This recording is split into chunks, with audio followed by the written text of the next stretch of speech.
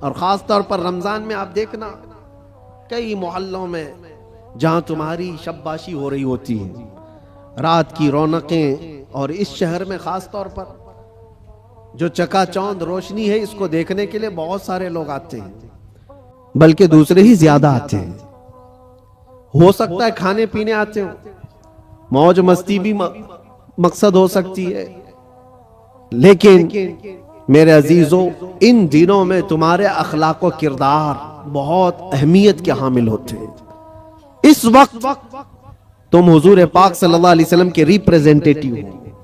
रमजान को इस तरह से गुजार करके दिखाओ कि आज भी हमारे अंदर स्पिरिचुअलिटी, रूहानियत कैसी है। हम खाने पीने के लिए पूरी रात गुजारने वाले लोग ही नहीं हैं। खाना पीना तो जिंदगी का एक छोटा सा हिस्सा है। हम आए हैं यहां अपने रब को राजी करने के लिए। इस्लाम का ये अजीम मैसेज और इस्लाम का ये अजीम पैगाम पहुंचाने का जरिया है। कितने ऐसे लोग हैं जो हमसे राब्ता करते हैं। मेरे अजीजों सच बताओ, जो हमारे दीन में नहीं है वो प्यासे हैं बहुत सारे लोग, मर्द हजरात भी, औरतें भी, लड़के भी और लड़कियां भी। दूर दराज से वो किसी न किसी तरह से कांटेक्ट करने की कोशिश करते हैं कि हमारी रूह बहुत प्यासी है, हमारी रूह बहुत प्यासी है। और हम अपनी रूह की सैराबी ढूंढते ढूंढते उम्र बिता चुके हैं, लेकिन हमने आपके बयान सुने या फिर इस्लाम की ये सारी चीजें देखी हैं तो रूह को सुकून सा नजर आता है, सुकून सा नजर आता है। उन लोगों को जो आत्मा की शांति कहीं नहीं मिलती, मेरा चैलेंज है वो रब्बे जुल जलाल के सजदे में उन्हें सारा सुकून मिल जाएगा। इसलिए कि बनाया हुआ पालनहार हकीकी का ये जिस्म है, अल्लाह का बनाया हुआ ये जिस्म है। और उसी ने कुरान में ये फरमाया, अला बिज़िक्रिल्लाहि तत्मइन्नुल कुलूब, आगाह हो जाओ, अल्लाह के जिक्र में ही तुम्हारे दिलों का सुकून है, अल्लाह के जिक्र में तुम्हारे दिलों का इत्मीनान है। और ये इत्मीनान करने के लिए तो रमजान है। आप देखना यहां से उसी आदमी का भागने का मन करता है मस्जिद से जिसका दिल काला हो चुका होता है, जिसका दिल पत्थर से सख्त हो गया हो। वो गिन रहा होता है, घड़ी की सुइयां देख रहा होता है कि कब उठूं यहां से भागूं। लेकिन जिसका दिल अल्लाह से लग गया है वो तो जोहर के बाद असर का इंतजार कर रहा होता है। क्योंकि हदीस पाक में हुजूर सल्लल्लाहु अलैहि वसल्लम ने ये फरमाया है कि 7 लोग ऐसे हैं जिनको कयामत के दिन भी अल्लाह अपने अर्श का साया अता फरमाएगा। वस्बुहु बिल मसाजिद, ऐसा आदमी जिसका दिल हमेशा मस्जिद में लटका हुआ रहता है। दिलों का सुकून रब्बे जुल जलाल के हुजूर है, और ये पूरी दुनिया को बताने की भी जरूरत है। आज नफ्सा नफ्सी का दौर है, मादियत परस्ती है। लोग आज चाहे वो जितने भी चमत्कार देख करके भागे, लेकिन मेरा एक यकीन है मेरे अजीजों, रूह का सुकून उन्हें कहीं नहीं मिलता।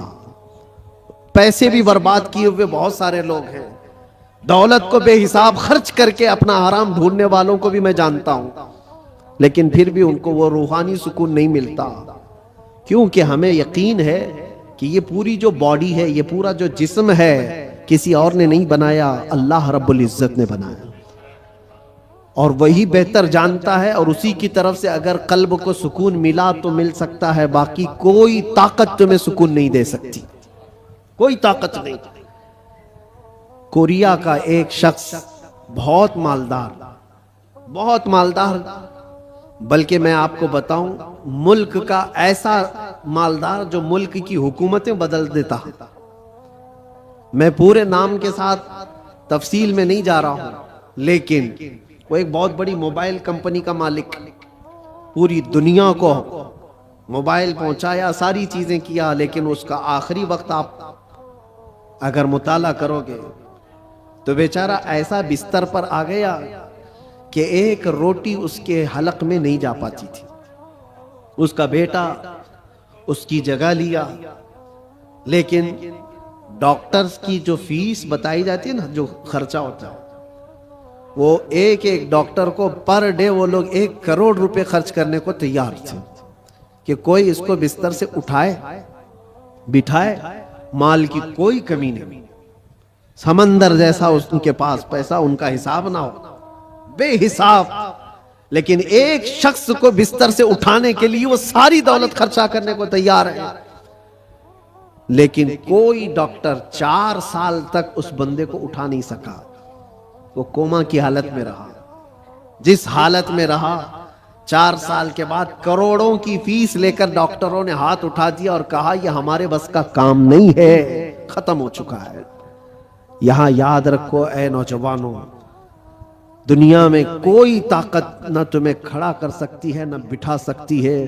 कुरान में रब ताला फरमाता है वइन यमसस्कल्लाहु बिदुर्रिन फला काशिफ लहू इल्ला हू वइन यमसस्क बिखैरिन फला राद्द लिफज़लिही युसीबु बिही मन यशाउ मिन इबादिही। यह आयत अक्सर हम जेल में भी पढ़ा करते थे। अल्लाह ताला कुरान में फरमाता है अगर अल्लाह रब्बुल इज्जत किसी को कोई मुसीबत दे दे, पूरी दुनिया मिलकर के वो मुसीबत हटा नहीं सकती। और अल्लाह किसी को नवाज दे तो पूरी दुनिया मिलकर के भी उस नवाजिश को रोक नहीं सकती, नहीं रोक सकती। और ये सारा इत्मीनान कल्ब उसी बारगाह में मौजूद है, उसी रब्बुल आलमीन की बारगाह में मौजूद है। आज तुम्हें वापस बुलाने के लिए ये मस्जिदें पुकार रही हैं। खास तौर पर रमजान में माहौल वैसी बन जाता है। अल्लाह ताला बंदों से इतना प्यार करता है। देखें तुम्हारी सहूलत के लिए चांद दिखते ही शैतानों को कैद कर लिया गया है कि कोई ना आए इन बंदों को बहकाने के लिए। सिर्फ शयातीन का ही नहीं, शयातीन का ही नहीं, हदीस पाक में मिलता है जो सरकश जिन्नात हैं उनको भी कैद किया जाता है। वो भी जबरदस्ती किसी पर चढ़ाई करके जो परेशान करते हैं। हिंदुस्तान में ज्यादा करते हैं लगता है, क्योंकि ये जो आसेब आते हैं, क्योंकि बाबा यहां ज्यादा है तो जिन्नात भी यहां ज्यादा है, क्योंकि हर गली में किसी बाबा की दुकान है। और जिन्नात भी यही सोच करके आते होंगे कि इनका धंधा चलने लगे यहीं से। बाकी मुल्कों में तो बहुत कम नजर आते हैं। दूसरे मुल्कों का भी हमने सफर किया है, वहां आसेब ज़दा लोग, जिन्नात जिनके ऊपर आकर के परेशान करते हैं, ऐसे पेशेंट, ऐसे मरीज बहुत कम दिखते हैं। वो मुझे अभी तक पता नहीं वजह क्या है कि जिन्नात हिंदुस्तान में ज्यादा क्यों है, जो लोगों के ऊपर चढ़ते हैं, सवार होते हैं। खैर, और अगर कोई रमजान में भी ये आसेबी मामलात का शिकार हो करके या बीमार ज़दा लगता है, तो मुझे नहीं लगता कि हकीकत में उस पर कोई जिन्नात है। ये तो हदीस पाक में है कि जो सरकश जिन्नात हैं, चांद दिखते ही रमजान के उनको कैद कर लिया जाता है। फिर क्या चीज है तुम्हारे पास जो तुम्हें बहका कर ले जाए? शयातीन नहीं है, जिन्नात नहीं है, माहौल रब ताला ने साजगार करके दिया है तुम्हें। तुम रातें इसके क़याम करो, इसके दिन में रोजे रखो। और फिर इतना ही नहीं बल्कि ड्यूटी लगा दी गई हो कि रोजा रखना है, नमाज पढ़ना है, उस पर अजर का इतना बड़ा वादा किया गया, इतना बड़ा वादा किया गया। हदीस पाक में मिलता है मन कामा फी रमज़ान ईमानन व एहतिसाबन गुफिर लहू मा तक़द्दम मिन ज़ंबि औ कमा क़ाल रसूलुल्लाह सल्लल्लाहु अलैहि वसल्लम। जिसने रमजान की रात को क़याम किया ईमान के साथ, पीछे जो कुछ भी किया था सब अल्लाह माफ फरमाएगा। जो कुछ भी किया हो सब माफ कर दिया जाएगा। इसमें यह नहीं कहा गया है कि छोटा बड़ा अलग अलग, बल्कि जो कुछ भी उससे हुआ है अब तक अल्लाह माफ फरमाएगा। इतने बड़े अजर का वादा है। रमजान तुम्हें पाक करने के लिए आया, रमजानुल मुबारक तुम्हें रब ताला के करीब करने के लिए आया। रोजे भी फर्ज किया रब ताला ने तो यह फरमाया लअल्लकुम तत्तकून, तुम पर रोजे इसलिए फर्ज किए गए कि तुम्हें तकवा आ जाए, तुम परहेजगार बन जाओ। तो रब तबारक व तआला का यह हुक्म है। हम तो माइल ब करम है, कोई साइल ही नहीं। रोज इसकी रातों पर रब ताला निदा फरमाता है, कोई मुझसे बख्शिश तलब करे मैं उसे माफ करूं। लेकिन लोग कहां पर हैं? बहुत सारे हालात ऐसे बिगड़े हुए हैं कि तुम्हारी रातें बख्शिश तलब करने की थी, तुम कैरम बोर्ड पे बैठे हुए हो, रात भर बकरे लड़ा रहे हो, मुर्गे लड़ा रहे हो, चेस खेल रहे हो, क्रिकेट के फुटबॉल के ग्राउंड सजाए जाते हैं। ये रमजान इसके लिए आता है। अफसोस है, मैं तो कहता हूं उन लोगों पर तुफ है, लानत है। रमजान को भी इंटरटेनमेंट का जरिया बना दिया। लोग तो, हमारे बुजुर्गों में पहले ये होता था बुजुर्गों की का मतलब औलिया कामिलीन की बात नहीं कर रहा हूं, घर के बड़ों का भी यह हाल था। अब तक बहुत सारे घरों में रमजान के आते ही टीवी पर पूरा पर्दा डाल देते थे, चादर उड़ा देते थे। बहुत सारी चीजें, रमजान आ गया है घर की सफाई हो जाती थी, रमजान आ गया है कोई ऐसी चीजें ना रखी जाए घर के अंदर, बहुत सारे एहतमाम होता था। और तुम्हें पता है इसके एहतराम पर अल्लाह तबारक व तआला जन्नत अता फरमाता है। रोजा नहीं रखने वाले भी दिन में किसी के सामने खाते पीते नहीं थे, एहतराम की वजह से। रोजेदार को कोई हाथ नहीं लगाता था, मारता नहीं था। ये बुजुर्गों की तालीमात होती थी कि ना हाथ नहीं लगाना, मारना नहीं, रोजादार है। ये सारा एहतराम कहां चला गया? उसकी वजह यह है मेरे अजीजों कि तुम अगर इस रमजान को भी बेएहतरामी में गुजारोगे तो ये रमजान कल क़यामत के दिन तुम्हारे खिलाफ मुकद्दमा करेगा अल्लाह की बारगाह में कि अल्लाह मैं इसके घर गया था मगर इसने मेरी तौहीन की है, मेरी इसने बेहुरमती की है। और हुजूर पाक सल्लल्लाहु अलैहि वसल्लम फरमाते हैं क़यामत के दिन जिसके खिलाफ रमजान खड़ा हो गया उसको दोज़ख में जाना जरूरी हो जाएगा। रमजान अगर किसी के खिलाफ खड़ा हो गया तो अपने खिलाफ रमजान को खड़े होने ना दो, अपनी हिमायत में खड़े होने दो। कल रमजान आए कयामत के दिन और तुम्हारी सिफारिश करे कि मौला ये मेरी रातों को जागता था, ये मेरे दिन को तिलावत कुरान करता था, रोजे रखता था, गुरबा और मसाकीन में खैरात करता था, तुम्हारी नेकियों की गवाही खुद रमजान देगा। और हुजूर ने यह भी फरमाया कि जिसके हक में कुरान और रमजान सिफारिश कर दे उसका जन्नत में जाना वाजिब है। अजीजा ने गिरामी वखार, बस मैं खुलासा कलाम सिर्फ इतना अर्ज करना चाहूंगा कि दीन जो तुम तक पहुंचा है इस चीज पर आज खास तवज्जो के साथ मैं अर्ज करना चाहता हूं। ये बड़ी मशक्कतों के साथ तुम तक पहुंचा हुआ है। ये नहीं कि फूलों की सेज पर सज कर तुम्हारे घर में आ गया। बहुत मशक्कतें उठाई गई हैं इसके पीछे। दीन तुम्हारे घरों तक जो पहुंचा है, ये अजानें जो सलामत हैं, ये जो नमाजों की रूहानियत और ये जो नूरानियत बाकी है, इस पर बुजुर्गों की कुर्बानियां हैं, बहुत सारी कुर्बानियां हैं। इस दीन के इस असल चेहरे को बाकी रखना आज हर जवान की जिम्मेदारी है। तुम क्या समझते हो यहाँ माइक पर बैठे हुए मौलाना साहब इनकी जिम्मेदारी है इस्लाम की तबलीग करना? बल्कि हर मुसलमान पर यह जिम्मेदारी है वो अपने अखलाक और किरदार से इस्लाम का रिप्रेजेंटेटिव है। तुम्हारी जिम्मेदारी है इसको सही सलामत बचा रखना अपने घरों में। दूसरे क्या क्या कर रहे हैं इसकी तरफ अभी छोड़ दो, कीड़े वैसे ही मर जाएंगे। मौसम पर कीड़े आते हैं, होता है ना। कोई एक मौसम आता है बारिश से पहले बहुत कीड़े दिखते हैं, कोई इलाज ही नहीं होता। क्या किया जाए क्या किया जाए, उनका इलाज इतना ही होता है मौसम जाए तो खत्म ही होते हैं। वैसे ही इस्लाम के मुतालिक, कुरान के मुतालिक, नबी पाक सल्लल्लाहु अलैहि वसल्लम की साथ के मुतालिक हर्जा सराई करने वाले, दुश्मनी पैदा करने वाले हर जमाने में आते हैं, लेकिन उनका एक खास मौसम होता है। उसके बाद फिर इस्लाम उसी आबो ताप के साथ चमकता रहता है। इस्लाम वैसे ही चमकता रहेगा। ना इसको चंगेज हिला पाया, ना इसको हलाकू हिला पाया, ना इसको बड़े बड़े ताकतवर हिला पाए। 50 लाख लोगों का जिसने कत्ल किया, चंगेज वगैरह जो तारीख आप देखें, 50 लाख से ज्यादा लोगों का कत्ल जिन्होंने किया, यही सोच करके किया था ना इस धरती से पूरा मिटा दिया जाए, सफ़े-हस्ती से खत्म कर दिया जाए। हैरत की बात है जिस फौज ने बगदाद पर हमला किया था वही फौज दायरे इस्लाम में दाखिल हुई थी। जिसको इकबाल ने कहा था हरम को मिल गए पासबां सनम खाने से, हरम को मिल गए पासबां सनम खाने से। रब तबारक व तआला उन्हीं के दरमियान ईमान की हिदायत अता फरमा दी। ये होता रहेगा, ये इस्लाम का लहलहाता हुआ पौधा सलामत रहेगा। और लोग जिस तरह के आज हालात जो इन्वायरमेंट क्रिएट किया गया है, इससे तुम्हारा इम्तिहान है। तुम घबरा करके अब तुम क्या चाहते हो? एक सवाल मैं करता हूं, इस्लाम में हो तो इस बात पर तुम्हें कभी गिल्टी फील होता है? कभी शर्म महसूस होती है? कभी शर्म महसूस होती है कि मैं मुसलमान हूं? नहीं शर्म आती है तो फिर टोपी क्यों छुपाते हो? अगर शर्म नहीं आती है तो फिर दाढ़ी क्यों निकाल फेंकते हो? क्यों? अगर तुम्हें इस्लाम पर कायम रहने में फख्र महसूस होता है तो खुल करके इस्लाम पर अमल करो, खुल करके। इस्लाम किसी जराइम पेशा लोगों का अड्डा नहीं है, पूरी दुनिया को अच्छे अखलाक सिखाने वाला एक मुकम्मल दीन है। पूरी दुनिया को अखलाक सिखाने वाला यह दीन है। तो मुझे शक क्यों है इस बात पर? बहुत सारे लोग अभी आए काए करते हुए न्यूट्रल बनते हैं।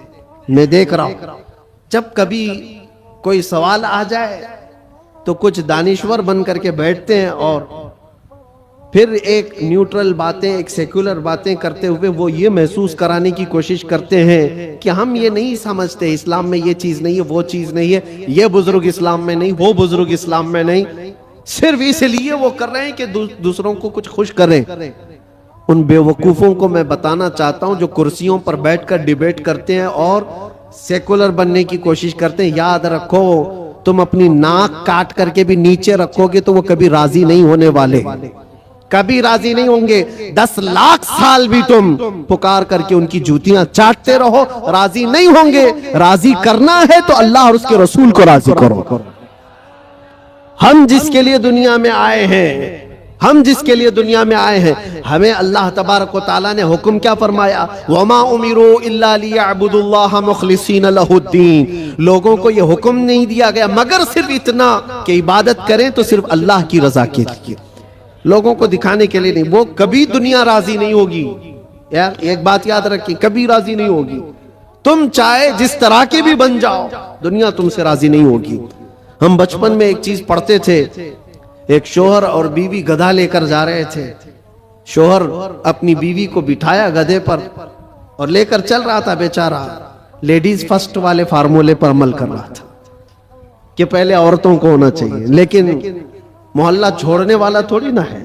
कट्टे पे बैठे हुए सब कमेंट पास करने लगे, जोरू का गुलाम जा रहा है, बीवी का गुलाम जा रहा है। एक हकीकत चीज है।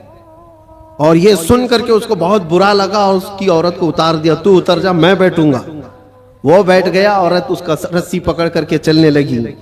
आगे गया था, दूसरे मोहल्ले वालों ने पुकार कर कहा, जालिम आदमी औरत को चला रहा है, खुद बैठा हुआ है।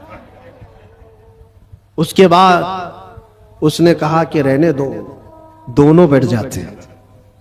दोनों बैठ गए तो तीसरा एक मोहल्ला आया और कहा, कितने जालिम है, एक सवारी है, दो बैठे हुए हैं। वो बेचारा गधा झुका जा रहा है, उस पर रहम नहीं करते लोग। कहा कि दोनों उतर जाते, खाली लेके चलते हैं। चौथे मोहल्ले वालों ने कहा, पागल लोग हैं, सवारी है फिर भी चल के जा रहे हैं, करे तो क्या करे आदमी। एक बैठे तो लोगों को तकलीफ, दो बैठे तो लोगों को तकलीफ, ना बैठो तो तकलीफ। ये कोई एक लतीफा नहीं, दुनिया का मिजाज यही है। तुम टोपी पहनो तो तकलीफ, दाढ़ी रखो तो तकलीफ, सब निकाल कर नंगे फिरो तो भी तकलीफ। दुनिया कभी तुमसे राजी नहीं होती। हाँ, एक फार्मूला याद रखो, जैसे हो तैसे हो, फटे पुराने कपड़े ही क्यों ना हो, एक सजदा करो मौला राजी हो जाता है। एक सजदा करो मौला राजी हो जाता है। इसी को इकबाल ने कहा था, वो एक सजदा जिसे तू गिरा समझता है, 1000 सजदों से देता है आदमी को नजात। जगह जगह झुकने से तो बेहतर है, लोगों को राजी करने से तो बेहतर है कि मौला को राजी करो। इसलिए कि कुरान में क्या पढ़ा है आपने, इन्ना लिल्लाही व इन्ना इलैहि, जिसका तर्जुमा क्या होता है, हम अल्लाह के लिए हैं और अल्लाह ही की तरफ लौटने वाले। हर मरने वाले के देख करके पढ़ते हैं कि नहीं पढ़ते?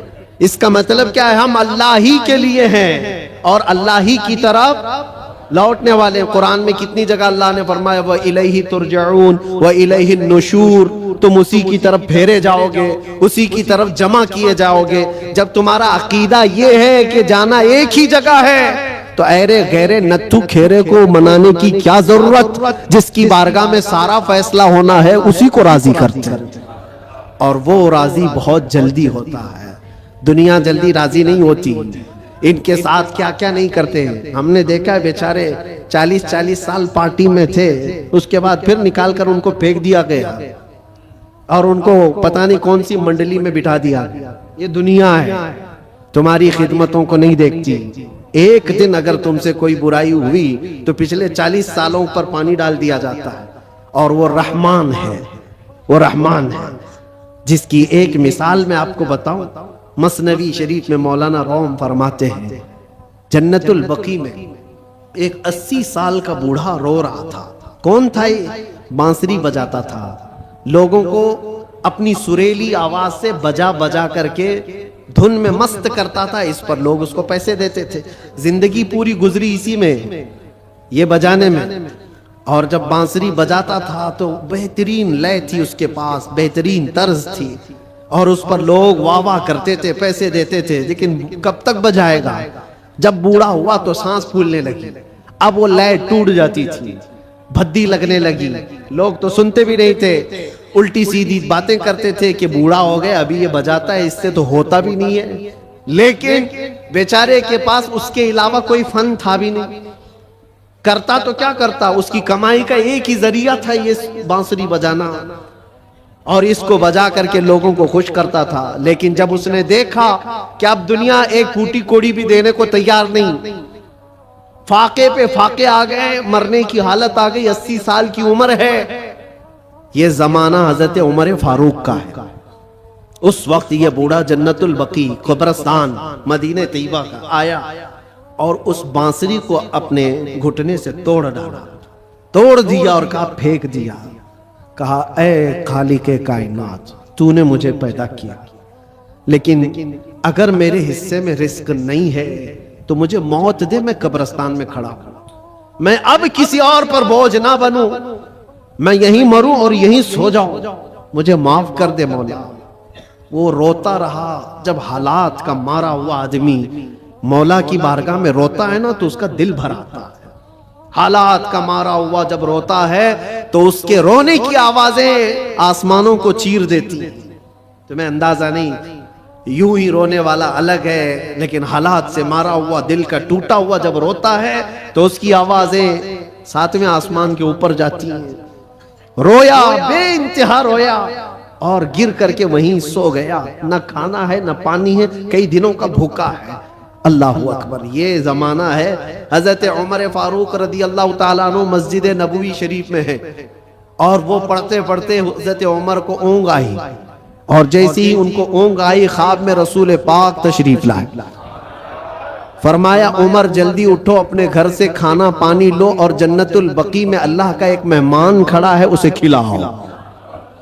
हजरत उमर गए, कुछ नहीं देखा, कौन है क्या है पता नहीं है, कौन है मालूम नहीं। हुक्म हुआ, घर गया, घर गए और तोशादान लिया, जो खाने पीने की चीजें मैसर थी सब लेकर के फौरन जन्नतुल बकी आए। देखा कि कौन है यहाँ पर, इतनी रात गए, कौन बंदा होगा। तलाश करते करते दरमियान में पहुंचे तो एक बूढ़े को वहां पर गश खाए हुए पड़ा हुआ देखा, उसको उठाया। जैसे ही उठाया वो कांपने लगा। वक्त का बारौब खलीफा सामने खड़ा है, वो कैसर और किसरा जिससे कांपते हैं वो उमर फारूक खड़े हैं।